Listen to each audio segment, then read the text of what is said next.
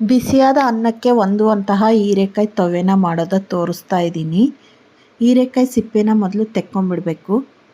ನಿಮಗೆ ಯಾವ ಶೇಪಲ್ಲಿ ಬೇಕೋ ಆ ಶೇಪಲ್ಲಿ ಹೀರೆಕಾಯಿನ ಕಟ್ ಮಾಡ್ಕೋಬೇಕು.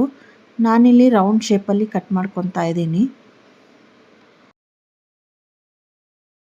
ಈ ಒಂದು ತೊವೆಗೆ ಯಾವ್ಯಾವ ಪದಾರ್ಥ ಬೇಕಂತ ನೋಡೋಣ ಒಂದೊಂದಾಗಿ.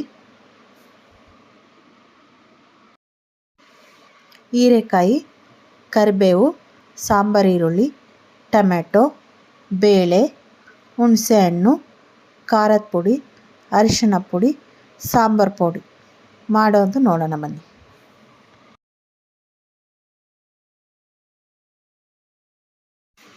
ಮೊದಲಿಗೆ ಕುಕ್ಕರ್ಗೆ ಬೇಳೆ, ನೀರು, ಅರಿಶಿಣ, ಎಣ್ಣೆ ಹಾಕಿ 5ರಿಂದ 6 ವಿಷಲ್ನ ಬರೆಸ್ಕೋಬೇಕು.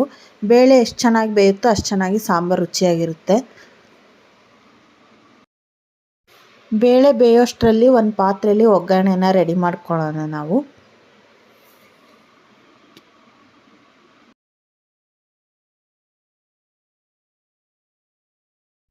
ಒಂದು ಪಾತ್ರೆಗೆ ಸ್ವಲ್ಪ ಎಣ್ಣೆ, ಸಾಸಿವೆ, ಜೀರಿಗೆ, ಕರಿಬೇವು, ಸಾಂಬಾರು ಈರುಳ್ಳಿ, ಹೀರೆಕಾಯಿ ಎಲ್ಲವನ್ನು ಹಾಕಿ ಚೆನ್ನಾಗಿ ಬಾಡಿಸ್ಕೋಬೇಕು.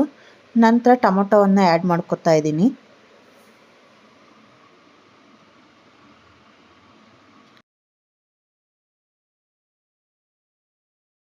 ಸಾಫ್ಟ್ ಆದ ನಂತರ ಸಾಂಬಾರು ಪುಡಿ, ಖಾರದ ಪುಡಿ, ಅರಿಶಿನ ಪುಡಿ, ಹುಣಸೆ ಹಣ್ಣು ಎಲ್ಲವನ್ನು ಹಾಕಿ ಮಿಕ್ಸ್ ಮಾಡ್ಕೊತಾ ಇದ್ದೀನಿ.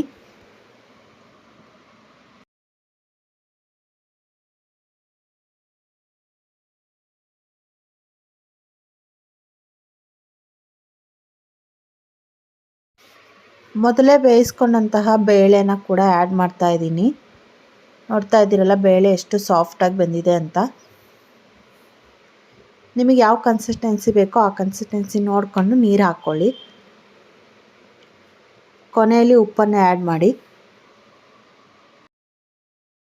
ಚೆನ್ನಾಗಿ ಕುದಿ ಬಂದ ನಂತರ ಕೊತ್ತಂಬರಿ ಸೊಪ್ಪು ಕೂಡ ಆ್ಯಡ್ ಮಾಡಬೇಕು. ಅಲ್ಲಿಗೆ ಈ ಒಂದು ತೊವೆ ರೆಡಿ ಆಗುತ್ತೆ.